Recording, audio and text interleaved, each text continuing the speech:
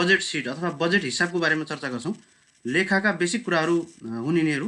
नेपाल सरकारको जुन विनियोजनका लेखाहरू हामी राख्छौँ, ती लेखाहरू राख्ने क्रममा सबभन्दा बढी प्रयोग हुने फारमहरू यिनी हुन्: घोषणा भाउचर, ब्याङ्क नगदी किताब र बजेट सिट। यो बाहेकका अरू थुप्रै फारमहरू पनि छन् हामीसँग। धेरै प्रकारका फारमहरू हामीले अहिले प्रयोग गर्छौँ, जुन फारमहरू महालेखा परीक्षकबाट स्वीकृत भएर लागू गरिएका हुन्छन्। यिनी फारमहरू पनि महालेखा परीक्षकको कार्यालयबाट स्वीकृत भएर लागू गरिएका हुन् र अहिले पछिल्लो समयमा 2076 साल साउन 1 गतेबाट यी फारमहरू जम्मै मोडिफिकेसन गरेर नयाँ ढङ्गले ल्याइएको छ र तपाईँहरूले पढ्नुपर्दा घोषणा भाउचर, ब्याङ्क नगदी किताब, बजेट हिसाबहरू पुरानो किताबहरूमा पुरानो तरिकाले लेखिएको हुनसक्छ। त्यसलाई चाहिँ तपाईँहरूले सुधार गरेर नयाँ फारमहरू चाहिँ हेर्नुपर्ने हुन्छ। पुराना फारमहरू अब एब्सोल्युट भइसक्यो, त्यसलाई डिस्प्लेस भइसक्यो। त्यसैले यी नयाँ फारमहरू अहिले आएका छन्। यिनी के हुन् त, यिनको बेसिक कुराहरू, त्यो कुराहरू हामी बुझ्छौँ। यसलाई तयार गर्दा कसरी गर्ने भन्ने कुरा पनि बुझ्छौँ। तर अब अहिलेको हाम्रो नेपाल सरकारको जुन लेखा प्रणाली छ, यो लेखा प्रणाली पूर्णतया कम्प्युटराइज सिस्टममा आधारित छ, होइन? जस्तो हरेक सरकारी कार्यालयहरूमा अहिले सिगास सिस्टम हामीले प्रयोग गर्छौँ। त्यो भनेको central government accounting system, Sigas, होइन? यो सेन्ट्रल गभर्मेन्ट एकाउन्टिङ सिस्टमबाट यिनी सबै फारमहरू, सम्पूर्ण फारमहरू जेनेरेट हुन्छन्। त्यसैले हामीले कुनै पनि फारमहरू कहीँ पनि अहिले बनाइराख्नु पर्दैन र यो कम्प्लिकेटेड फारमहरू हामीले कहीँ पनि टाइप पनि गर्दैनौँ, कहीँ त्यसलाई भर्दा पनि भर्दैनौँ। यो अटो जेनेरेटेड फारमहरू हुन्छन्। तर अब यी फारमहरू भनेका के हुन् र यिनले के कुरा देखाउँछन् भन्ने कुरा चाहिँ तपाईँहरूले बुझ्नु जरुरी छ। जस्तो सामान्यतया घोषणा भाउचर पनि अब के हुन्छ त, कम्प्युटराइज सिस्टमबाट आउँछ। त्यस्तै ब्याङ्क नगदी किताब, बजेट हिसाबहरू पनि कम्प्युटराइज सिस्टमबाटै आउने हो। तर अब कम्प्युटराइज सिस्टमबाट आए पनि यो बनाउन जान्न परेन। तर यसले के कुरा देखाउँछ, यसको एनालाइसिस कसरी गर्ने, यसमा के कुराहरू हुन्छन्, यसको कन्टेन्ट के हो, यसको मकसद के हो, यो किन बनाइएको हो, यो फारमको आवश्यकता औचित्य के हो भन्ने कुरा चाहिँ जानकारी लिनुपर्छ। त्यसैले यिनी बेसिक कुराहरू, घोषणा भाउचरका, ब्याङ्क नगदी किताबका र बजेट हिसाबका बेसिक कुराहरू हामीले हेर्छौँ यो सेसनमा। त्यसो भए यो भाउचर भनेको के हो त? पहिला हामी घोषणा भाउचरमा जान्छौँ, त्यसपछि हामी क्रमैसँग ब्याङ्क नगदी किताब र बजेट सिटमा जान्छौँ। सबभन्दा पहिला त भाउचर भनेको के हो? भाउचर अथवा घोषणा भाउचर, जनरल भाउचर भनेर भन्छौँ। जनरल भनेको टु मच सिम्पल, होइन? जनरल भनेको के हो त? सामान्य, एकदमै अति सामान्य, एकदम लेमेन ल्याङ्ग्वेज, जसले पनि बुझ्ने खालको, त्यसलाई भाउचर भने। जनरल, साधारण भाउचर। घोषणा भनेको जनरल। अब यस्तो भाउचर के हो त भन्दा, हरेक हामीले कारोबार गर्छौँ, जुनसुकै कारोबार हुन्छ सरकारी निकायहरूमा, त्यो कारोबार हुने क्रममा हामीले के गर्न सक्छौँ त भन्दा, हरेक कारोबारहरूको लेखा राख्नै पर्ने हुन्छ। लेखा राख्नलाई अनिवार्य रूपमा कहीँ न कहीँ त इन्ट्री गर्नु पऱ्यो, कहीँ न कहीँ त प्रवेशद्वार हुनु पऱ्यो नि त। जस्तो तपाईँहरू लोकसेवा पढ्दै हुनुहुन्छ भने लोकसेवाको फारम त भर्नु पऱ्यो नि, कहीँ न कहीँ इन्ट्री हुनु पऱ्यो, प्रवेशद्वार हुनु पऱ्यो। हो, हरेक सरकारी जुन लेखा छ त्यसको प्रवेशद्वारको रूपमा सबभन्दा पहिलो इन्ट्री पोइन्टको रूपमा घोषणा भाउचर अथवा भाउचर रहन्छ। त्यसैले यसलाई हामीले हरेक लेखाङ्कनको प्रारम्भिक कागजात भनेर भन्छौँ। सबभन्दा सुरुको भनेको हो। हरेक कागजातहरू हामीले लेखामा जति पनि तयार गर्छौँ, जति पनि विवरणहरू, जति पनि खाताहरू तयार गर्छौँ, तिनीहरू सबैको आधार भनेको भाउचर हो। त्यसले सुरुमा हामी कुनै पनि कारोबार भयो, तलब खायो भने तलबको के गर्नु पऱ्यो त? भाउचर उठाउनु पऱ्यो। किन भन्दा कहीँ न कहीँ त्यहाँबाट लेखा प्रणालीमा हामी इन्ट्री हुनुपर्ने हुन्छ। त्यसैले this is the entry point हो, समग्र लेखा सिस्टमको इन्ट्री पोइन्ट हो। अथवा अभिलेखाङ्कन गर्ने, हरेक कारोबारहरूलाई बुक किपिङ गर्नको लागि यो प्रारम्भिक बिन्दु हो। हरेक वित्तीय कारोबारको लेखाङ्कन गर्न प्रयोग गरिएको एकदमै पहिलो, सबभन्दा पहिलो भनौँ, योभन्दा पहिला अरू कुनै लेखाङ्कनको कागजात हुँदैन। त्यसलाई हामीले घोषणा भाउचर अथवा भाउचर भनेर भन्छौँ। अब यो दोहोरो लेखा प्रणाली भएको हुनाले यसमा भाउचरहरू चाहिएको हो। यसको फर्मेटहरू फिक्स्ड हुन्छ। दोहोरो लेखा प्रणालीमा हामीले यसलाई प्रयोग गर्छौँ। दोहोरो लेखा प्रणाली भन्ने बित्तिकै सामान्यतया एउटालाई हामी डेबिट गर्छौँ, अर्कोलाई क्रेडिट गर्छौँ। एउटै कारोबारको दुईवटा पक्ष हुन्छ, केही घटेको हुन्छ, केही बढेको हुन्छ, कसैले पाएको हुन्छ, कसैले दिएको हुन्छ, होइन? यी सब कुराहरू दोहोरो प्रभाव पर्ने भएको हुनाले घोषणा भाउचर पनि हाम्रो लेखा प्रणालीमा दोहोरो लेखा प्रणालीलाई जनाउने एउटा आधारभूत दस्तावेज हो। त्यस्तै हरेक आर्थिक क्रियाकलापलाई लिपिबद्ध गर्ने औजार पनि हो। र तपाईँले भाउचर बनाइसकेपछि मात्रै अरू ब्याङ्क नगदी किताबहरूदेखि लिएर अरू विभिन्न बजेट सिटहरू, बजेट फारमहरू, होइन, पेस्कीका रिपोर्टहरू, यी सब कुराहरू तपाईँले भाउचर जेनेरेट गरिसकेपछि मात्रै सुरुवात हुन्छ। त्यसले यसलाई हामीले entry point of any accounting system भनेर भन्छौँ। र यो साबिकमा पहिला 2076 साल साउन 1 गतेभन्दा अगाडि मलेप फारम नम्बर 10 महालेखा परीक्षकको फारम नम्बर 10 मा स्वीकृत थियो भाउचर। तर अब अहिले महालेखा परीक्षक फारम नम्बर 203 मा यसलाई व्यवस्थित गरिएको छ। त्यसैले यो चाहिँ तपाईँ यसमा नझुक्किनु होला। तपाईँले पुरानो साबिक 10 पनि पढ्न सक्नुहुन्छ, पुरानो किताबहरू यदि तपाईँसँग छन् भने। त्यसैले त्यसमा बडो सावधानी अपनाउनु पर्ने हुन्छ। अहिले मलेप फारम नम्बर 203 मा हामीले यसलाई हेर्छौँ। यो भाउचरहरू घोषणा भाउचरहरू किन तयार गरिन्छ त? यसको उद्देश्य के हो त भन्दा हरेक कारोबारहरूलाई अभिलेखाङ्कन गर्नुपर्छ। हाम्रो लेखाको मूलभूत उद्देश्य के हो त? हरेक प्रकारका जुन आर्थिक क्रियाकलापहरू हुन्छन् अथवा वित्तीय क्रियाकलापहरू हुन्छन्, आर्थिक क्रियाकलाप र वित्तीय क्रियाकलापहरूलाई अभिलेखाङ्कन गर्ने, त्यसलाई हाम्रो बुक्समा चढाउने हो। त्यो चढाउनका लागि भाउचर तयार गरिन्छ।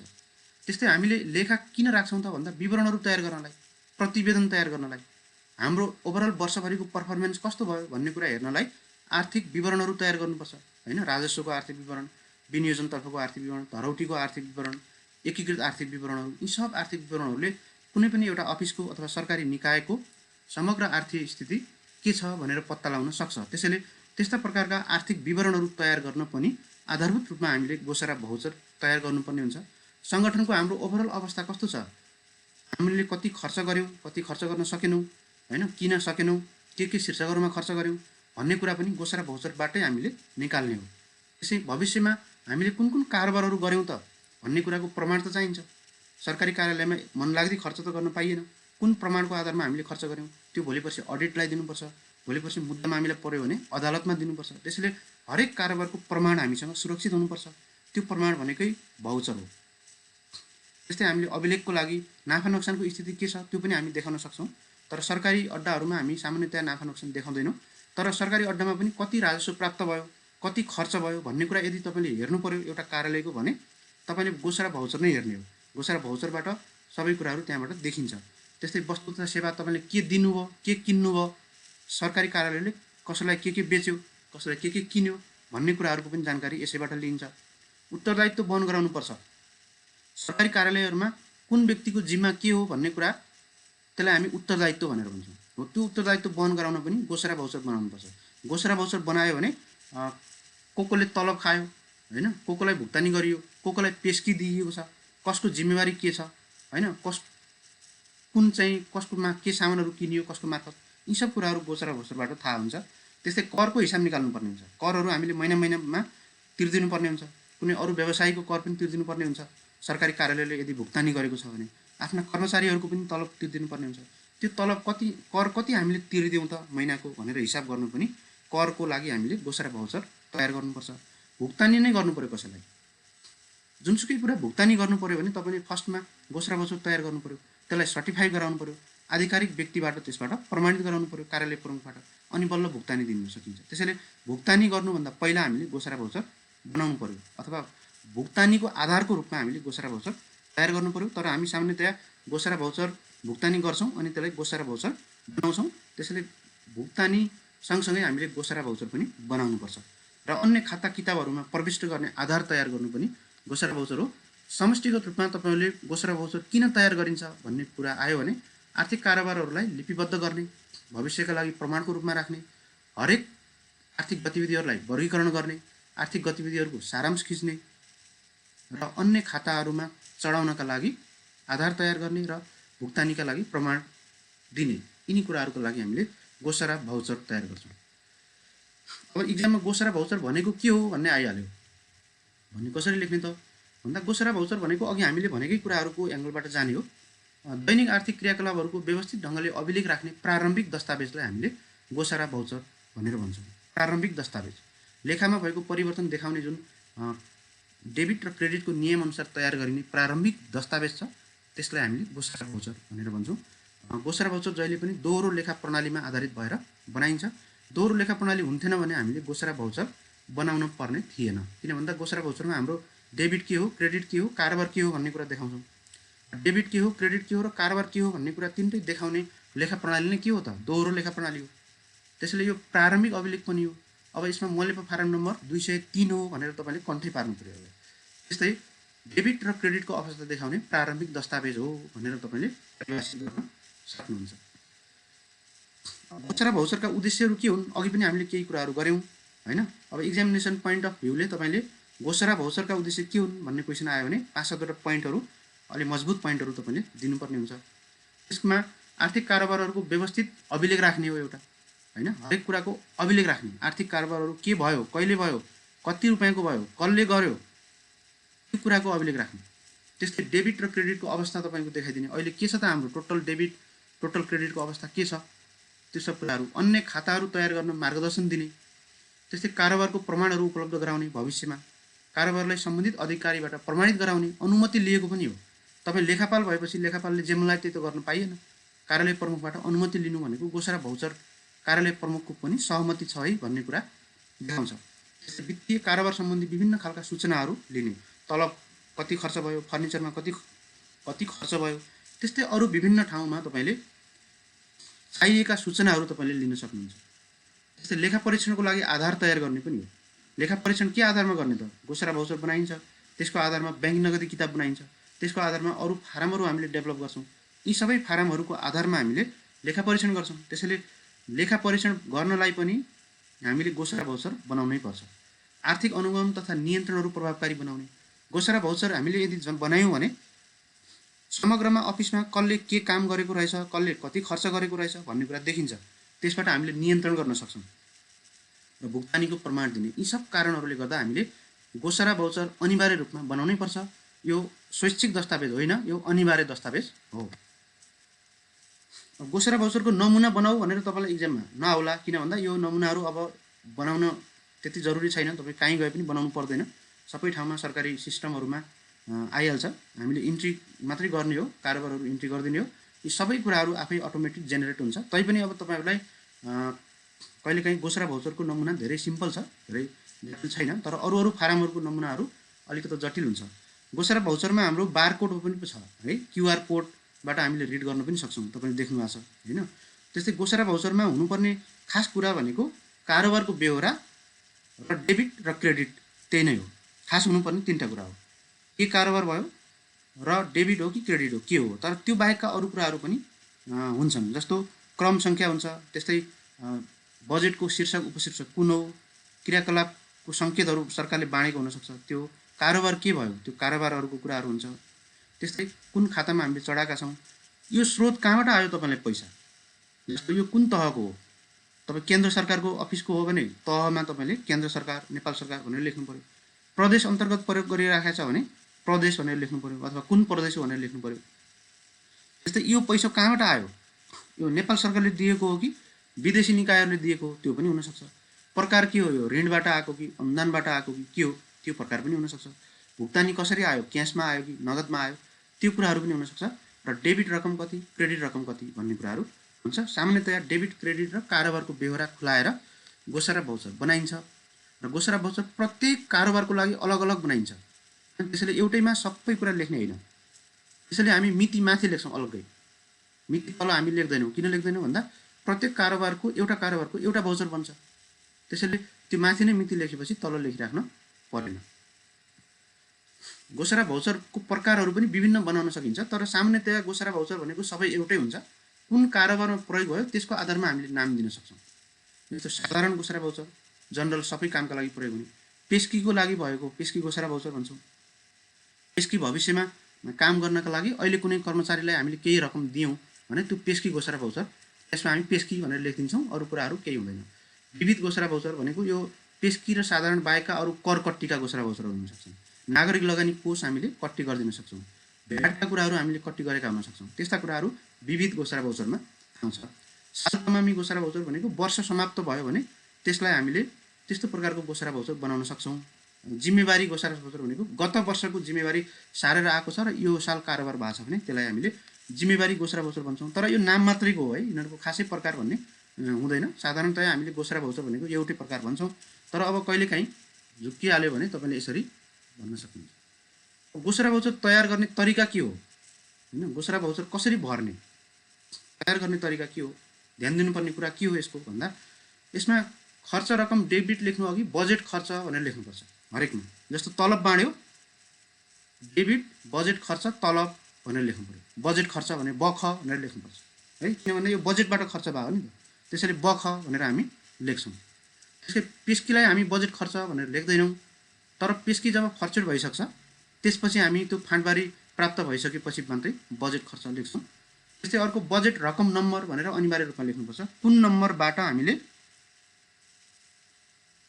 कुन हरेक सरकारले चाहिँ हरेक बजेटहरूलाई एउटा एउटा शीर्षक दिएको हुन्छ, त्यो नम्बरहरू हामीले बजेटको नम्बरहरू हुन्छ, त्यो बजेट नम्बर हामीले लेख्छौँ। डेबिट र क्रेडिट यसमा बराबर बनाएर हामीले लेख्नै पर्छ हैन। बराबर भएन भने त्यो डेबिट र क्रेडिटको प्रिन्सिपल मिलेन। त्यस्तै प्रत्येक कारोबारको लागि छुट्टै घोषणा भाउचर तयार गर्नुपर्छ भनेर अघि हामीले भन्यौँ हैन। प्रत्येक एउटा कारोबारको एउटा घोषणा भाउचर, एकै ठाउँमा एउटै घोषणा भाउचरमा धेरै प्रकारको कारोबारहरू हामीले लेख्दैनौँ। घोषणा भाउचर बनाइसकेपछि त्यसको बिलहरू हुन्छ, तलब खुवाएको भए तलबी प्रतिवेदन हुन्छ, ब्याङ्कमा पठाएको विवरणहरू हुन्छ, अथवा कुनै सामान खरिद गरेको भए बिजकहरू हुन्छ, कसैलाई भुक्तानी गरेको भए भरपाईहरू हुन्छ। ती सबै बिल भरपाईहरूलाई एट्याच गर्नुपर्छ प्रत्येक घोषणा भाउचरमा। त्यसैले प्रत्येक घोषणा भाउचर हेर्नु भनेको त्योसँग बिल भरपाईहरू पनि त्यो सँगसँगै हुनु हो। अनि कारोबारको छोटकरी विवरण लेख्नुपर्छ, जस्तो ज्येष्ठ महिनाको तलब वितरण, तलब भुक्तानी भनेर लेख्नु पर्यो। त्यसमा अलि डिटेल लेख्ने होइन, सिम्पल। जस्तो फर्निचर किनेको छ भने फर्निचर खरिद भनेर लेख्दै भयो, मिति यतिमा फर्निचर खरिद भनेर लेखे पनि भयो। त्यस्तै तयार गर्ने, पेश गर्ने र स्वीकृत गर्नेको स्पष्ट नाम र दस्तखत र मिति पनि हुनुपर्छ। कसले तयार गरेको, यो कसले यसलाई पेश गरेको र स्वीकृत गर्नेको सामान्यतया 3 तह हुन्छ, तर अब सबै कार्यालयमा 3 तह हुन्छ भन्ने छैन। लेखापालले तयार गर्ने र पेश गर्ने लेखापाल हुन्छ, स्वीकृत गर्ने कार्यालय प्रमुख हुन्छ। त्यसैले 2 तह पनि हुन्छ, तर कतिपय ठाउँमा अब अलि माथिल्लो निकायहरूमा 3 तह पनि हुनसक्छ। यो भयो हाम्रो घोषणा भाउचरको कुरा। हामी अब अलिकति बैंक नगदी किताबको बारेमा चर्चा गर्छौँ है। बैंक नगदी किताब के हो त?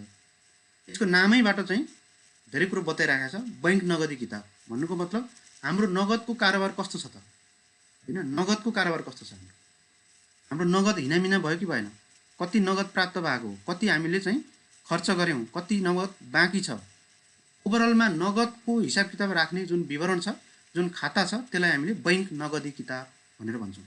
नेपाल सरकारको जति पनि यो हाम्रो जुन लेखा छ, यो लेखामा नगद र ब्याङ्किङ कारोबारहरूको प्रविष्टि गर्नुपर्छ, त्यसलाई हामीले बैंक नगदी किताब भनेर भन्छौँ। यो एक किसिमको खाता पनि हो, रिपोर्ट पनि हो है। खाता पनि हो, रिपोर्ट पनि हो, र यो सन्तुलन परीक्षण अथवा ट्रायल ब्यालेन्स भन्छौँ नि हामी, त्यस्तो ट्रायल ब्यालेन्स पनि हो। त्यसैले सबभन्दा पहिला हामी भाउचर बनाउँछौँ, घोषणा भाउचर।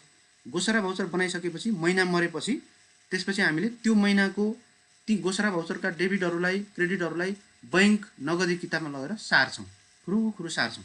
अब यो रिपोर्ट पनि हामीले आफूले तयार गर्दैनौँ अब हैन। यो कुनै पनि रिपोर्टहरू हामीले तयार गर्दैनौँ, कम्प्युटर सिस्टमले अटो जेनेरेट गर्छ। र अब यो बैंक नगदी किताब भनेको केन्द्रीय स्तरका कार्यालयहरूमा राखिँदैन, जहाँ कार्यालय सञ्चालन स्तर, जहाँबाट बजेट खर्च हुन्छ नि, त्यो खर्च गर्ने ठाउँमा मात्रै बैंक नगदी किताब हुन्छ। खर्च नगर्ने कार्यालयहरूमा बैंक नगदी किताब हुँदैन। जस्तो राजस्वको पनि बैंक नगदी किताब हामी राख्दैनौँ, खर्च गर्ने ठाउँमा मात्रै बैंक नगदी किताब हामीले राख्छौँ। त्यस्तै पहिला यसलाई मलेपो फारम नम्बर 5 भनेर तपाईँ हेर्नुहुन्थ्यो, तर अब त्यसलाई मलेपो फारम नम्बर 209 भनेर तपाईँले हेर्नुपर्ने हुन्छ। पुरानो मलेपो फारम नम्बर 5 चाहिँ अब तपाईँले खारेज गरिदिनुहोस्, त्यो महालेखा परिक्षकबाट खारेज भइसकेको छ। बैंक नगदी किताबलाई हामी फारम मात्रै होइन, एउटा अभिलेख अथवा किताब हो भनेर भन्छौँ, जुन किताबमा सारा कुरा नगदसँग सम्बन्धित र बैंकसँग सम्बन्धित सारा कुराहरू लेखिएको हुन्छ। नगद कति प्राप्त भयो, कति बाँकी छ, बैंकमा कति रकम राख्यौँ, कति रकम बाँकी छ, त्यस्तै अरू पेस्की कति दियौँ, कति बाँकी छ, विगत सालको पेस्की कति थियो, यो हाम्रो कार्यालयले बजेट कति खर्च गर्यो हैन, बजेटमा कति बाँकी छ, यी सब कुराहरू देखाउने काम चाहिँ बैंक नगदी किताबले देखाउँछ, नगदको रूपमा यसले चाहिँ देखाउँछ। र यो पनि अब दोहोरो श्रेष्ठता प्रणालीबाटै गाइडेड छ। त्यसैले यसमा पनि डेबिट र क्रेडिटका कुराहरू बराबर हुनुपर्छ। अब घोषणा भाउचरको आधारमा नै हामीले बैंक नगदी किताब तयार गर्छौँ। र बैंक नगदी किताबको अर्को एउटा चाहिँ यसको मेजर इम्पोर्टेन्ट कुरा के हो भन्दा, यो चाहिँ प्रत्येक महिनामा हामीले बनाउँछौँ, महिनामा बनाउँछौँ। महिना मरेपछि मास तमामी भनेर भन्छौँ नि, महिना समाप्त भएपछि बैंक नगदी किताब हामीले तयार गर्छौँ। र त्यसको आधारमा हामीले हाम्रो कारोबारको स्थिति, यथार्थ स्थिति के हो, हाम्रो नगदको स्थिति के हो, त्यो कुरा हामीले पत्ता लगाउँछौँ। र वर्ष समाप्त भइसकेपछि पनि वार्षिक रूपमा हामीले बैंक नगदी किताब बनाउँछौँ, र त्यसको आधारमा हाम्रो वर्षभरिको नगदको कारोबार के रह्यो भन्ने कुरा हामीले हेर्न सक्छौँ। त्यसैले बैंक नगदी किताबलाई हामी सामान्यतया सन्तुलन परीक्षणको रूपमा पनि लिन्छौँ। सन्तुलन परीक्षण भन्नुको मतलब हामीले जुन डेबिट क्रेडिट गरेका छौँ, जुन भाउचरहरू भरेका छौँ, गोसरा भाउचर, ती भाउचरहरू ठिक भयो कि भएनन्, हाम्रो लेखा ठिक भयो कि भएन भनेर चेक गर्ने, म्याथमेटिकल एररहरू भयो कि भएनन् भनेर चेक गर्ने, त्यसलाई हामीले बैंक नगदी किताब भनेर भन्छौँ। त्यस्तै बैंक नगदी किताबमा विनियोजनतर्फ प्रत्येक बजेट उपशीर्षकको छुट्टा छुट्टै बैंक नगदी किताब बनाउनुपर्छ। बजेट उपशीर्षकहरू हुन्छ होइन, प्रत्येक कार्यालयको ठुल्ठुलो शीर्षकहरूलाई हामी उपशीर्षक भनेर भन्छौँ। त्यो ठुला ठुला जुन छुट्याइएको हुन्छ एउटा कार्यालयको लागि, त्यसको उपशीर्षकको लागि छुट्टा छुट्टै बैंक नगदी किताब राख्नुपर्छ। अहिलेको हाम्रो जुन परिवर्तित महालेखा परीक्षाको फारम छ, यो फारममा खास गरिकन 3वटा पार्टहरू छ बैंक नगदी किताबमा होइन। सबभन्दा माथि चाहिँ कार्यालयको नाम, साल, महिना, मिति होइन, त्यो लेखिन्छ, बजेट शीर्षक, उपशीर्षक नम्बर, यी सब कुराहरू लेखिन्छ। बिचमा हामीले विभिन्न खालका महलहरू हुन्छ, त्यहाँ नगद, मौजदात, बैंक मौजदात, बजेट खर्च, पेस्की र विविध, यो महलहरू हुन्छ। र अन्तिममा चाहिँ अन्तिम पार्टमा त्यसमा चढाउने व्यक्ति को हो होइन, पोस्टिङ गर्ने व्यक्ति को हो, जाँच गर्ने को हो, स्वीकृत गर्ने को हो, यिनीहरूको नाम, हस्ताक्षर, मिति, यिनी कुराहरू राखिएको हुन्छ। त्यसैले मूलभूत रूपमा 3टा पार्ट हो देखिन्छ। माथिल्लो खण्डमा हाम्रो कार्यालयको नाम, बजेट शीर्षकहरू इत्यादि कुराहरू राखिन्छ। बिचमा हामीले महलहरू राख्छौँ र अन्तिममा हामीले यो कसले तयार गरेको हो, के हो, यसको आधिकारिकता, वैधानिकता प्रमाणित छ कि छैन, त्यो कुराहरू हामीले हेर्छौँ। कुनै पनि कार्यालयमा, सरकारी कार्यालयमा बैंक नगदी किताब किन आवश्यक पर्छ त? यसको उद्देश्य के हो, यसको महत्त्व, आवश्यकता के हो भन्दा हरेक कारोबारहरू हामीले जुन गोसरा भाउचरहरू बनाएका छौँ, ती गोसरा भाउचरहरूको शुद्धता, डेबिट क्रेडिट गरेको ठिक छ कि छैन भन्ने कुरा जाँच गर्नुपर्ने हुन्छ। त्यो जाँच गर्नका लागि हामीले ट्रायल ब्यालेन्स बनाउँछौँ। हो त्यही ट्रायल ब्यालेन्सकै एउटा रूप हो बैंक नगदी किताब। त्यसैले कारोबारको अङ्कगणितीय शुद्धता परीक्षण गर्ने काम पनि बैंक नगदी किताबले गर्छ। त्यसका लागि बैंक नगदी किताब आवश्यक पर्छ। त्यस्तै हाम्रो नगदको र बैंकको अवस्था कस्तो छ, अनावश्यक नगद खर्च भइरहेछ कि होइन, बैंकमा हाम्रो कति पैसा छ, यी इत्यादि कुराहरू पत्ता लगाउने र त्यसलाई नियन्त्रण गर्ने। अनावश्यक नगद खर्च भइरहेछ भने अब हाम्रो नगद चाहिँ धेरै कम गर्नुपर्छ है खर्च गर्ने भन्ने, त्यसलाई नियन्त्रण गर्ने, त्यसको कामको लागि पनि बैंक नगदी किताब आवश्यक पर्छ। आगामी खर्च, आवश्यकता र निकासाको अनुमान गर्नलाई पनि बैंक नगदी किताब चाहिन्छ। यसले हाम्रो जस्तो बजेट कति खर्च भयो, नगद कति खर्च भयो, कति प्राप्त भयो, बाँकी कति छ, त्यस्तै पेस्कीको अवस्था के छ होइन, यो बाहेकका अरू खाताहरूको अवस्था के छ, बैंकको अवस्था के छ, यो सबै कुरा बताउने, छर्लङ्ग घाम जस्तो बनाउने भावनाले यसले हाम्रो अब भविष्यको आवश्यकता के हो त, त्यो कुराको लाई पनि यसले अनुमान गर्न सक्छ। त्यस्तै पेस्कीहरूको स्थिति जानकारी दिन्छ। अहिले पेस्की बाँकी कति छ, कति उठाउनु बाँकी छ, हामीले कति पेस्की लिएर कर्मचारीहरू फिल्डमा गएका छन्, यिनीहरूलाई को मान्छेलाई ताकेता गर्नु छ होइन, त्यो मान्छेहरूलाई छिटो पेस्की फचेट गर, काम गर भनेर भन्नु पऱ्यो नि। त्यसका लागि हामीलाई बैंक नगदी किताब चाहिन्छ। त्यस्तै बजेट खर्च कति हो हाम्रो, त्यो पनि यसले थाहा दिन्छ। त्यस्तै बैंक नगदी किताब भयो भने हामीलाई त्यसपछि आर्थिक विवरणहरू पनि तयार गर्न सकिन्छ। आर्थिक विवरणहरू जस्तो अरू विभिन्न आर्थिक विवरणहरू छन्, वर्षको बनाउने, महिनाको बनाउने, तिनीहरूलाई हामीले बनाउन सक्छौँ। लेखाङ्कनमा अध्यावधिकता ल्याउने, यो बैंक नगदी किताब तयार गऱ्यौँ भने हामीले एटलिस्ट गोसरा भाउचर हामीले इन्ड गऱ्यौँ, महिना सकायौँ र एक लेभलको काम सक्यौँ भन्ने कुरा बुझिन्छ। त्यस्तै लेखा परीक्षणलाई पनि यसले सहज बनाउँछ। बैंक हिसाब मिलान गर्न पनि सहज बनाउँछ। बैंकमा कति हाम्रो नगद छ भन्ने कुरा पनि यसले देखाउँछ। र हाम्रो मेजर इस्यु भनेको यसमा क्यास म्यानेजमेन्ट हो। नगद हामीसँग कति छ, कति खर्च भयो, कति बाँकी छ, इत्यादि कुराहरू यसले म्यानेज गर्नलाई आधार प्रदान गर्छ, एउटा आधार दिन्छ। अब यो बैंक नगदी किताबमा भागहरू कुन कुन छन् भन्दा 5वटा भागहरू छन्। कहीँ कहीँ 6वटा पनि लेखेको हुन्छ। पेस्कीलाई हामीले गत वर्षको र यो वर्षको भनेर बाँडेका हुन्छौँ होइन, त्यसैले 6वटा पनि भनिन्छ। तर अब पेस्कीलाई हामीले एकै भागमा बाँडे हुनाले 5वटा भनेर भन्न सक्छौँ। पहिलो भनेको नगद मौजदात हो होइन, नगदको स्थिति के छ हाम्रो त्यो देखाउने। त्यस्तै दोस्रो भनेको बैंक मौजदात हो, हाम्रो बैंकको अवस्था के छ, बैंकमा हाम्रो कारोबारको स्थिति के छ त्यो कुरा देखाउँछ। त्यस्तै अर्को भनेको बजेट खर्च, हाम्रो बजेट कति थियो, त्यो मध्ये हामीले कति खर्च गऱ्यौँ, बजेट स्वीकृत बजेट अन्तर्गतको पैसा कति खर्च भइसक्यो, त्यो खर्च देखाउने। ओभरअल बैंक र नगद दुइटै कुरा देखाउने भयो। त्यस्तै अर्को पेस्की छ। पेस्की भनेको भविष्यमा काम गर्नका लागि अहिले कुनै कर्मचारीले केही पैसा झिकेर लिएको छ भने त्यसलाई हामी पेस्की भनेर भन्छौँ, एडभान्स। त्यस्तो पेस्कीको अवस्था के छ भनेर यो पेस्की महलले देखाउँछ। र विविध भनेको यो 4वटा बाहेक अरू, जस्तो अरू के हुनसक्छ भन्दा अरू कर कट्टी गरेको हुनसक्छ, आयकर कट्टी गरिदिएको हुनसक्छ, नागरिक लगानी कोष कट्टी हुनसक्छ, विभिन्न खालका सापटी कट्टीहरू हुनसक्छ।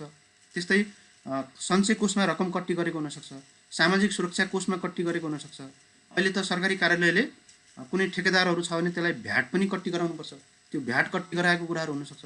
यी सब कुराहरूलाई हामीले विविध खातामा राख्छौँ, त्यो माथिका 4वटादेखि बाहेक। र यसरी हामीले 5वटा महलमा बैंक नगदी किताब तयार गर्छौँ। अब यो प्रत्येक महलहरूमा के छ भनेर अलिकति जानकारी लिइराख्नुपर्ने हुन्छ।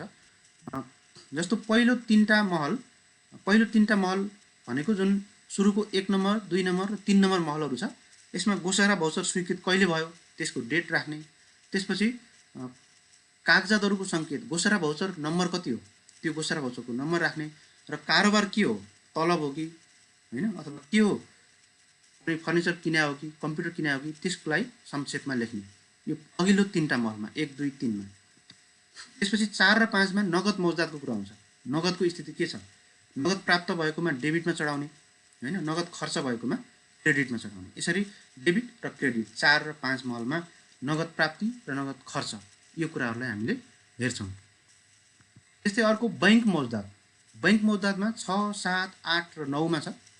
अब यसमा 6, 7, 8 र 9 मा खास गरिकन बैंक मौजदातमा हाम्रो डेबिट भयो कि क्रेडिट भयो, त्यस्तै भाउचर नम्बर वा चेक नम्बर र अरू बाँकी महलहरू पनि यसमा छन्।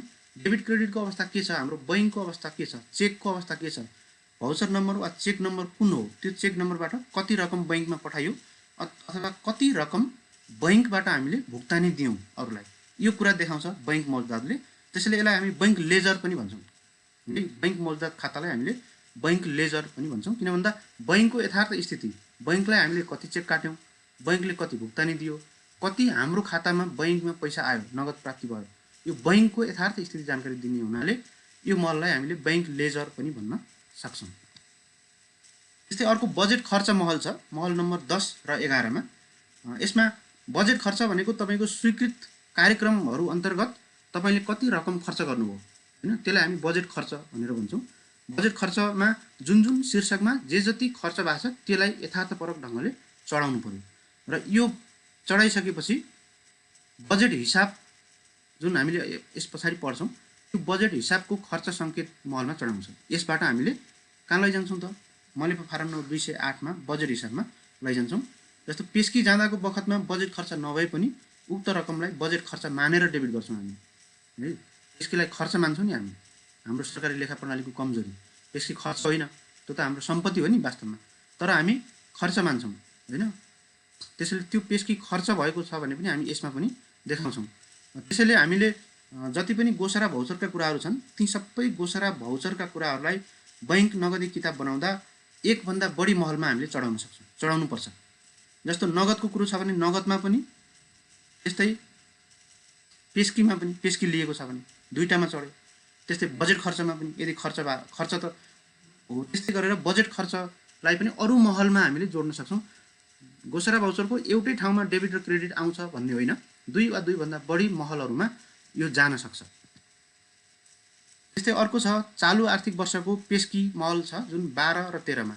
यो वर्ष हामीले कति पेस्की दियौँ हो यो कुरा र कति खर्चेर भयो र कति बाँकी छ यो कुरा चाहिँ हामीले यो 12 र 13 महलमा चढाउँछौँ। यो वर्षको मात्रै होइन, यो वर्ष पेस्की कति दियो, कति खर्चेर भयो होइन, कति बाँकी छ पेस्की भन्ने कुरा हामीले यस महलमा देखाउँछौँ। 12 र 13 महलमा यसरी हामीले पेस्की बाँकीको महल यहाँनिर देखाउँछौँ। सेम छ यो गत विगत आर्थिक वर्षहरूको पेस्की महल छ 14 र 15 महलमा।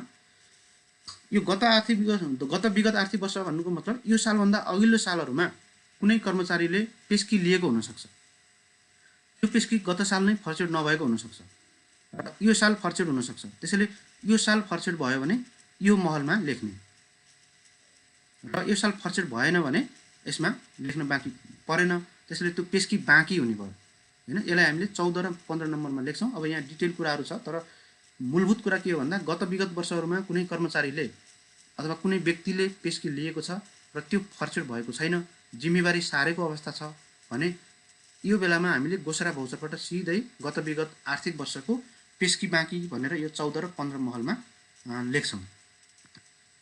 यो बाहेकको अरू विविध महलहरू छ 16 र 17 नम्बर। त्यसैले जम्मा 17वटा महलहरू हामीसँग छ। विविधमा हामीले अघि भने जस्तो यो 4वटा खाताहरू बाहेक यो बाहेकका अरू जति पनि हुन्छन्, जस्तो अरू के हुनसक्छ, अघि पनि मैले भने कर्मचारी सञ्चय कोष कट्टी कहाँ राख्ने त, विविधमा राख्नु पर्यो। आयकर दाखिला कहाँ राख्ने, विविधमा राख्नु पर्यो। सञ्चय कोषको सापटी लिएको हुन्छ कतै कर्मचारीले, त्यसलाई हामीले भुक्तानी गरिदिनु पर्ने हुन्छ। त्यो नागरिक लगानी कोषको सापटीहरू, मूल्य अभिवृद्धि कर, अग्रिम आयकरहरू, यी सब कुराहरूलाई हामीले विविधमा राख्छौँ। किन विविधमा राखेको भन्दा त्यो अघिल्ला खाताहरूमा यिनी पर्दैनन् है, अलग्गै कुरा भएको हुनाले यिनलाई विविधमा राख्छौँ। र अब यसमा पनि गोसरा भाउचरमा क्रेडिट भएकालाई यता पनि हामीले क्रेडिटमा राख्छौँ, उता डेबिट भएकालाई यता पनि डेबिटमा राख्छौँ। एकभन्दा बढी महलमा पनि हामीले प्रयोग गर्न सक्छौँ। र अन्तिम महलमा हाम्रो कैफियत महल छ, त्यसमा कुनै कुरा रिमार्क्सको रूपमा कुनै कुरा लेख्नुपर्ने, उल्लेख गर्नुपर्ने भए लेख्ने हो, नभए हुँदैन। त्यसमा खालि त्यो छुटफुट कुनै केही कुराहरू छ, कुनै थप सङ्केतहरू दिनुपर्ने जरुरी छ, थप चाहिँ यो कुरालाई क्लियरिफिकेसन गर्न जरुरी छ भनेपछि त्यस्तो बेलामा केही सङ्केतहरू हामीले अन्तिम महलमा दिन सक्छौँ। तर हाम्रो 17वटा यो महलहरू यसरी हुन्छ। अब यसको नमुना यस्तो छ है, अहिलेको नयाँ नमुना हो यो मलेपो फारम नम्बर। अब यो नमुनामा तपाईँले देख्न सक्नुहुन्छ, अघि हामीले जे कुराहरू भनेका छौँ तिनै कुराहरू यहाँ छ। जस्तो मिति, भौचर नम्बर, विवरणहरू त्यहाँ हामीले लेख्यौँ होइन। त्यस्तै नगद मौजाद हेर्नुहोस्, पहिलो खाताहरू छ नि त हाम्रो 5वटा खाताहरू छ होइन। नगद मौजादमा डेबिट क्रेडिट छ, बैंक मौजादमा डेबिट क्रेडिट चेक नम्बर कुराहरू छ, बाँकी रकमको कुरा छ होइन। त्यस्तै बजेटमा बजेट खर्च सङ्केत नम्बर छ र रकम कति हो त्यो रकम छ। त्यस्तै चालु आर्थिक वर्षको पेस्कीमा दिएको खर्चिएको कति छ त्यो छ। गत विगत आर्थिक वर्षको पेस्की जिम्मेवारी सारेको कति हो र फरछोड भएको कति हो होइन। जस्तो तपाईँको नाममा गत वर्ष तपाईँले 1 लाख रुपियाँ लिनुभएको थियो भने 1 लाख जिम्मेवारी यो साललाई सर्यो। अब तपाईँले यो साल फरछोड गरिदिनु भयो 50,000 भने 50,000 फरछोड गरेकोमा आयो, फेरि बाँकी पनि रहने भयो होइन। विविध खातामा डेबिट र क्रेडिट हुन्छ र यो चाहिँ अब कैफियतको रूपमा हामीले 18औं नम्बरमा लेख्छौँ। अब यसको तपाईँलाई इक्जाममा यो बैंक नगदी किताबको नमुना बनाऊ भनेर नआउला, किन भन्दा यिनी कुराहरू अब धेरै कम्प्लिकेटेड कुरा छन्। यो बनाउनलाई 5 नम्बरको क्वेसनमा यति सम्भव छैन, 10 नम्बरको क्वेसन पनि यो दिएर त्यसको कुनै औचित्य छैन। विद्यार्थीको के क्षमता मेजर गर्ने, यिनी कुराहरू अब सबै सिस्टमले जेनेरेट हुन्छ, कहीँ पनि गर्नु पर्दैन भने नमुनातर्फ धेरै ध्यान नदिनुहोस्। बरु अरू यसको उद्देश्य के हो, यो किन बनाइन्छ, यसमा बनाउँदा ध्यान दिनुपर्ने कुराहरू के हुन्, यिनी कुराहरूमा अलिकति बढी फोकस गर्नु पर्यो। अब बैंक नगदी किताब तयार गर्दा ध्यान दिनुपर्ने कुराहरू के हुन् त भन्दा सबभन्दा पहिला त बैंक नगदी किताब गोसरा भाउचर बनेपछि मात्रै बन्छ, त्यो कुरा विचार गर्नु पर्यो। तपाईँले गोसरा भाउचर जर्नल इन्ट्री गर्नुभएको छैन भने तपाईँले बैंक नगदी किताब बनाउन सक्नुहुन्न। त्यसैले गोसरा भाउचर बनाउने, गोसरा भाउचरबाट जुन महलमा जाने हुन् त्यही महलमा इन्ट्री गर्ने र प्रत्येक महलको जोड जम्मा गर्ने, अन्तिममा जुन बैंक नगदी किताबको प्रत्येक महलको जोड जम्मा गर्ने र गत महिनाको पनि छ भने त्यसमा जोडेर टोटल देखाउने। सबै गोसरा भाउचरहरू सिलसिलेवार नम्बरमा प्रविष्टि गर्ने हो। यसमा कुनै पनि गोसरा भाउचर छुटाउने होइन, सबै गोसरा voucher each and every journal भाउचरलाई इन्ट्री गर्नु पर्यो। त्यस्तै महिना मरेपछि सन्तुलन परीक्षण तयार गर्ने होइन, यसलाई क्लोज गरिदिने। अनि त्यसपछि यसमा त धेरै खाताहरू आउँछ नि त, सबै कुराहरू यसमा आउँछ। गोसरा भाउचर जस्तो इन्डिभिजुअल होइन नि त, यो त महिनाको लेजर हो, महिनाभरिमा भएका सारा कुराहरू यसमा आउँछ। त्यसैले महिना अन्त्य भएपछि त्यसलाई क्लोज गर्ने, त्यसलाई सर्टिफाई गर्ने, दस्तखत गराउने, त्यसको आधारमा हामीले सन्तुलन परीक्षण चेक गर्ने। त्यस्तै अधिकार प्राप्त अधिकारीबाट कार्यालय प्रमुखबाट यसलाई प्रमाणित गराएर राख्ने। अनि त्यस्तै पेस्की दिएको र पेस्की फरछोड गरेको अङ्कहरूलाई स्पष्ट लेख्ने, यताउति पर्न सक्छ। पेस्की दिएको कति थियो, गत वर्षको पेस्की कति थियो, यो वर्षको पेस्की कति हो, यिनी कुराहरूमा बढी ध्यान पुर्याउनुपर्छ। र हरेक कुराहरू भुक्तानी आदेशका आधारमा भएको खर्चलाई मात्र निकासमा जनाउने। भुक्तानी आदेश भनेको कुनै पनि कार्यालयले यो कुरामा हामी भुक्तानी गर्दैछौँ भनेर कसले निकालाई जुन आदेश दिन्छ त्यसलाई हामीले भुक्तानी आदेश भन्छौँ। त्यो भुक्तानी आदेशबाट भएका कुराहरू मात्रै जर्नलमा इन्ट्री हुन्छ र तिनै कुराहरूलाई मात्रै हामीले बैंक नगदी किताबमा जनाउँछौँ। भुक्तानी आदेश बाहेकका अरू कार्यालयको नाममा आएका चेकहरू जो चाहिँ हाम्रो विनियोजित बजेट अन्तर्गत भएका छैनन् भने तिनलाई यसमा हामीले चढाउँदैनौँ। जस्तो कुनै कार्य सम्पादन कोषहरू बनेको हुनसक्छ कार्यालयमा होइन, कार्यालयमा कार्य सञ्चालन कोषहरू बनेको हुनसक्छ। कुनै कर्मचारीको नाममा चेक पठाइदिन्छ, जस्तो अहिले बिमा, कोरोना बिमा छ नि, कोरोनाको बिमा गरेको कुरा कर्मचारीलाई दिने गरेर कार्यालयको नाममा पठाइदिन्छ भने त्यसको हामीले बैंक नगदी किताब तयार गर्ने होइन। किन भन्दा त्यसमा हामीले भुक्तानी आदेश दिँदैनौँ, त्यो हाम्रो स्वीकृत बजेट अन्तर्गतको होइन। त्यो हाम्रो बजेट हाम्रो स्कोपभन्दा बाहिरको कुरा हो। त्यसलाई हामीले बैंक नगदी किताबमा तयारी गर्दैनौँ। अब बैंक नगदी किताबबाट सन्तुलन परीक्षण कसरी बनाउने त? कसरी चेक गर्ने? प्रत्येक कारोबारको घोषणा भाउचर बनाउनै पर्यो र घोषणा भाउचर बनाइसकेपछि बैंक नगदी किताबको सम्बन्धित ठाउँहरूमा के हो त्यो, नगद हो भने नगदमा, बैंकिङ कारोबार हो भने बैंकिङमा, बजेट खर्च हो भने बजेट खर्चमा, त्यस्तै हाम्रो चाहिँ पेस्की भयो पेस्कीमा र यो बाहेकका अरू भए अन्यमा, 5वटा महलहरूमा चढाउने, नगद, बैंक, पेस्की, बजेट बाहेकका सबै रकमहरू विविधमा चढाउने। त्यस्तै घोषणा भाउचर अनुसार डेबिट गरेको भए यसमा पनि डेबिट गर्ने र क्रेडिट गरेको भए क्रेडिट गर्ने। महिना सकिएपछि डेबिटहरू सबै जोड्ने, क्रेडिटहरू सबै जोड्ने, बराबर आउनै पर्छ। बराबर आयो भने तपाईँको बैंक नगदी किताब मिल्यो, अगाडिको हिसाब किताबहरू सामान्यतया म्याथमेटिकल त्रुटिहरू छैन भन्ने कुरा बुझिन्छ। यसरी बैंक नगदी किताबको माध्यमबाट हामीले सन्तुलन परीक्षण पनि तयार गर्न सक्छौँ। अब हाम्रो अन्तिम पाटोमा छ हाम्रो बजेट सिट है, बजेट हिसाब पनि भन्छौँ यसलाई। बजेट सिट भनेको के हो भन्दा कुनै पनि कार्यालयको नाममा एउटा आर्थिक वर्षमा कति रकम नेपाल सरकारले छुट्याएको थियो हैन, कति रकम छुट्याएको थियो। जस्तो कुनै एउटा कार्यालय छ, हुलाक कार्यालय भन्नु, हुलाक कार्यालयको नाममा वर्षभरिमा सम्पूर्ण विनियोजन गरेको रकम कति हो? 10 करोड मानौँ। 10 करोड रुपियाँ उसको विनियोजित बजेट हो। त्यो विनियोजित बजेट त वर्षभरिलाई हो, एक वर्षभरिलाई खर्च गर्ने हो। तर अब उसले महिनामा के गर्छ भन्दा त्यो विनियोजित बजेट वार्षिक कति हो त्यो मध्ये हामीलाई यो महिना खर्च गर भनेर कति निकासा भएको छ। निकासा भनेको खर्च गर्नका लागि अनुमति दिएको हुन्छ, अख्तियारी दिएको हुन्छ। कोष तथा लेखा नियन्त्रक कार्यालयहरूबाट यति रकम तपाईँले खर्च गर्नुहोला भनेर निकासा दिन्छ। त्यो निकासा दिएको कति हो र त्यो मध्ये सबै खर्च हुन्छ भन्ने जरुरी छैन। अब यस्तो कोभिडको बेलामा, लकडाउनको बेलामा त सारा पैसाहरू खर्च भएको छैन होला भने अरू कन्डिसनहरूमा पनि खर्च हुँदैन। जति निकासा भएको छ त्यो रकम खर्च नहुन सक्छ। त्यस्तो बेलामा खर्च नभएको रकमहरू खर्च भएको कति हो त्यो देखाउने र बाँकी कति छ यो देखाउने हो। यसलाई हामीले बजेट हिसाब भनेर भन्छौँ। बजेट सिट भनेको पनि त्यही हो। समग्रमा कुनै पनि कार्यालयलाई वार्षिक रूपमा छुट्याइएको विनियोजित बजेट कति हो, त्यसमध्ये कति निकासा प्राप्त भएको छ र त्यो निकासा प्राप्त भएको मध्ये कति रकम खर्च भयो र कति रकम बाँकी छ भनेर देखाउने जुन हिसाब छ यसलाई हामीले बजेट हिसाब भनेर भन्छौँ। यो कुनै पनि कार्यालयको खर्चलाई बजेटद्वारा नियन्त्रण गर्ने एउटा औजार हो, नियन्त्रणको औजार हो। किन भन्दा यसले यो फारम हेर्ने बित्तिकै तपाईँलाई के देखाउँछ यसले भन्दा तपाईँको वार्षिक बजेट कति हो, तपाईँलाई कोष तथा लेखा नियन्त्रक कार्यालयले कति निकासा दिएको छ र तपाईँले कति खर्च गर्नुभयो, कति बाँकी छ। अब यति रकम तपाईँलाई बाँकी छ है, अथवा तपाईँले बढी नै खर्च गरिसक्नु भएको छ, अब सावधान, धेरै खर्च गर्ने होइन, अब तपाईँ कन्ट्रोल गर्नु पर्यो यो तपाईँको खर्चमा। त्यो कुराहरू यसबाट ल्याउँछ। त्यसैले स्वीकृत बजेटभन्दा बढी खर्च हुनु पनि दिँदैन र जति निकासा भएको छ त्यतिसम्म खर्च गर्नलाई हेरे पर्याप्त आधार दिन्छ, पर्याप्त रकम बाँकी छ भन्ने देखाउँछ। त्यसपछि हामी खर्च गर्न सक्छौँ। त्यसैले हामी बजेट सिट भनेर भन्छौँ। बजेटको हिसाब के, बजेट भनेको के हो, तपाईँको नाममा कति खर्च छुट्याएको छ त्यो बजेट हो। त्यसको हिसाब भनेको के हो त, कति खर्च छुट्याएको थियो, कति खर्च गर्नुभयो, कति बाँकी छ, त्यही त हो हिसाब भनेको। तपाईँको व्यक्तिगत आम्दानीको हिसाब भनेको के हो, तपाईँको कति आम्दानी थियो, कति खर्च गर्नुभयो, कति बाँकी थियो, त्यही हो हिसाब। बजेट हिसाब भनेको पनि त्यही हो। सरकारले तपाईँको नाममा कति छुट्याइदिएको छ, त्यो मध्ये तपाईँले कति खर्च गर्नुभयो, कति बाँकी छ, त्यो हिसाब देखाउने जुन फारम छ त्यसलाई हामीले बजेट सिट भनेर भन्छौँ। मैले पो फारम नम्बर 208मा यो फारम व्यवस्था गरिएको छ र यसलाई हामीले पहिला चाहिँ मैले पो फारम नम्बर 8 थियो, तपाईँको किताबमा 8 हुनसक्छ होइन, त्यो नपढ्नु होला। अब यस्तै कार्यालय सञ्चालन स्तरीय लेखामा मात्रै प्रयोग गरिन्छ, जहाँ बजेट खर्च हुन्छ त्यहाँ मात्रै प्रयोग गरिन्छ। केन्द्रीय लेखा जुन रिपोर्टिङ गर्ने केन्द्रीय निकायहरू हुन्छन् त्यहाँ चाहिँ यस्तो हामीले प्रयोग गर्दैनौँ। बजेट सिटमा 3टा खण्डहरू हुन्छ है। अघि हामीले जसरी 18वटा खण्ड भनेको थियौँ हामीले हाम्रो बैंक नगदी किताबमा, त्यस्तै गरेर बजेट हिसाबमा जम्मा 3वटा खण्डहरू हुन्छ। एउटा विनियोजन खण्ड हुन्छ, अर्को निकासा खण्ड हुन्छ र त्यस्तै अर्को बजेट खर्च खण्ड हुन्छ। अब विनियोजन भनेको एलोकेसन, तपाईँको नाममा कति स्वीकृत बजेट भएको छ होइन, तपाईँको कार्यालयको नाममा वार्षिक बजेट कति छ, कति बजेट स्वीकृत भयो, कति विनियोजन गर्यो सरकारले, त्यो रकम विनियोजन खण्डमा लेख्ने हो।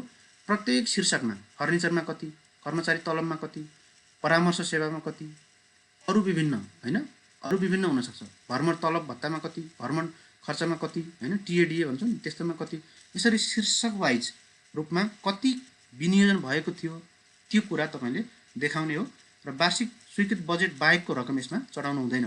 जस्तो अघि मैले भनेको थिएँ नि, बिमाको रकम आयो कुनै व्यक्तिको नाममा, त्यस्तो चढाउनु हुन्न। त्यो स्वीकृत बजेटको कुरा मात्रै विनियोजन खण्डमा चढाउने हो। त्यस्तै अर्को हाम्रो निकासा खण्ड हो। निकासा खण्ड भनेको विनियोजित बजेट त वर्षभरिलाई हो तपाईँको अधिकार, तर अब अहिले खर्च गर्नका लागि कोष तथा लेखा नियन्त्रक कार्यालयहरूले तपाईँको कार्यालयको पर्फर्मेन्स हेरेर ल अब यो महिनामा तपाईँलाई यति निकासा दिन्छु है भनेर खर्च गर्नका लागि अख्तियारी दिएको जुन कुरा छ त्यसलाई हामीले निकासा भनेर भन्छौँ। यो खण्डमा शीर्षगत निकासाको रकम राख्नुपर्छ। प्रत्येक शीर्षकको अलग अलग, जस्तो फर्निचर फिक्सरदेखि लिएर अरू कार्यालय सामान कम्प्युटर इत्यादि कुराहरू हुनसक्छ होइन, शीर्षक वाइज त्यो राख्नुपर्छ। निकासा खण्डलाई हामी क्रेडिट भनेर भन्छौँ, किन भन्दा अरूले हामीलाई दिएको हो, त्यो कोष तथा लेखा नियन्त्रक कार्यालयबाट हामी कहाँ आएको, त्यसैले यसलाई हामीले क्रेडिट महल भनेर भन्छौँ। र अब गोसरा भौचरका बजेट निकासाका क्रेडिट गरिएका रकमहरू सिधै हामी बजेट सिटमा ल्याएर राख्छौँ। र अर्को तेस्रो खण्ड भनेको बजेट खर्चको खण्ड हो। अब यो निकासा पनि भयो, तपाईँलाई अधिकार पनि प्राप्त भयो, तर तपाईँले खर्च कति गर्नुभयो त, खर्च गर्नासाथ तपाईँले यसमा चढाइहाल्नु पऱ्यो।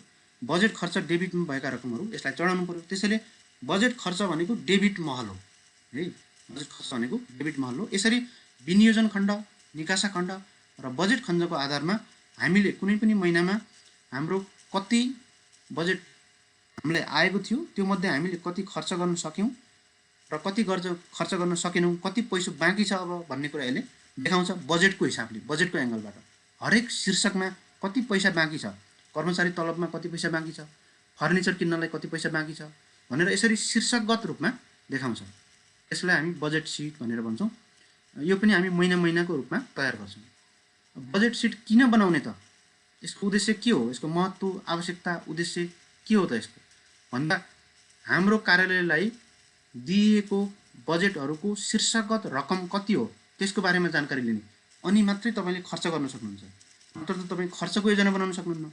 खर्चको योजना बनाउनलाई त कति शीर्षकमा, फर्निचर शीर्षकमा 10 लाख छ भने तपाईँले फर्निचर किन्ने प्लान बनाउनुहुन्छ, त्यो फर्निचर शीर्षकमा 10 लाख छ बाँकी छ भन्ने कुरा केले देखाउँछ त, बजेट सिटले देखाउँछ। त्यस्तै बजेट नियन्त्रण गर्ने, जस्तो तपाईँलाई कार्यालय सामानमा 1 लाख रुपियाँ छुट्याएको थियो, साउन भदौ असोज महिनामा 3 महिनामा तपाईँले 90,000 खर्च गरिसक्नुभयो, कापी कलम डटपेनहरू यिनीहरूमा भने अब 3 महिनामा तपाईँले 90,000 खर्च गरिहाल्ने।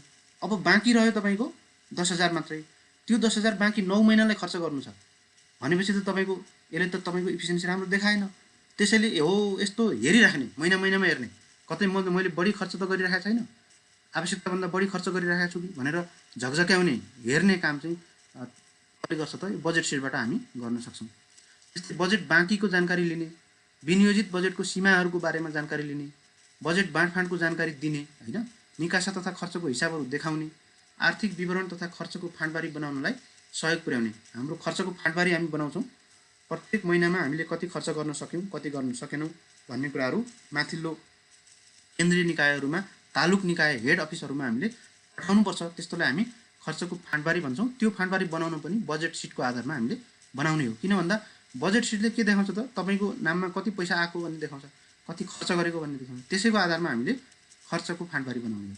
र रकमान्तरको बारेमा पनि यसले जानकारी गराउँछ। रकमान्तर भन्नुको मतलब तपाईँलाई एउटा शीर्षकमा फर्निचरमा 1 लाख थियो, त्यस्तै अर्को चाहिँ अरू कुनै परामर्श सेवामा तपाईँको 1 लाख थियो, फर्निचर तपाईँको पोहोर सालै किनेको छ जति पनि पैसा, त्यो पैसा अब परामर्श सेवामा दिनुपर्ने छ बेसी, फर्निचरको पैसा यता सार्नुपर्ने भयो भने त्यसलाई एउटा शीर्षकमा आएको पैसालाई अर्को शीर्षकमा रकमान्तर गर्नु पर्यो। रकमान अन्तर, रकमको अन्तर शीर्षकलाई सार्ने, त्यस्तो गर्नु पर्यो भने पनि बजेट सिटले जानकारी दिन्छ। किन भन्दा कुन शीर्षकमा खर्च नभएर आइडल पैसा बचेको छ भन्ने कुरा केले देखाउँछ त, बजेट सिटले देखाउँछ। यस्तो भएपछि तपाईँले अब रकमान्तर गर्न सक्नुहुन्छ। निश्चित रकमसम्मको कार्यालय प्रमुखले, त्यसभन्दा माथि विभागीय प्रमुखले, त्यसभन्दा माथि मन्त्रालयको सचिवले रकमान्तर गर्छ। हो त्यो रकमान्तर गर्ने कुराको बारेमा पनि जानकारी दिन्छ बजेट सिटले। अब यो बजेट सिट तयार गर्दा हामीले के कस्ता कुराहरूमा ध्यान दिनुपर्छ त भन्दा, जस्तो बजेट सिट हामीले प्रत्येक महिनावारी बनाउने हो। प्रत्येक महिनाको कारोबारको हिसाबहरू बन्द गर्नुपर्छ। बजेट सिट महिनामा बनाउनुपर्छ। गत महिनाको जिम्मेवारीहरू पूर्ण रूपमा यसमा सारेको हुनुपर्छ, त्यो बिर्सिनु भएन। त्यस्तै कोले निकासँग हिसाब भिडान हुनुपर्छ। कोले निकाले तपाईँलाई कति निकासा दियो, तपाईँको कति चेकहरू काटिदियो, कति खर्च भयो भन्ने कुराको स्पष्ट रूपमा भिडान हुनुपर्छ कोले निकासँग है। यो बैङ्कसँग सरोकार होइन, बैङ्क नगदी किताब बैङ्कसँग हो। यो बजेट सिट भनेको हाम्रो आन्तरिक कुरा हो, कोले निकासँग भिडान हुनुपर्छ।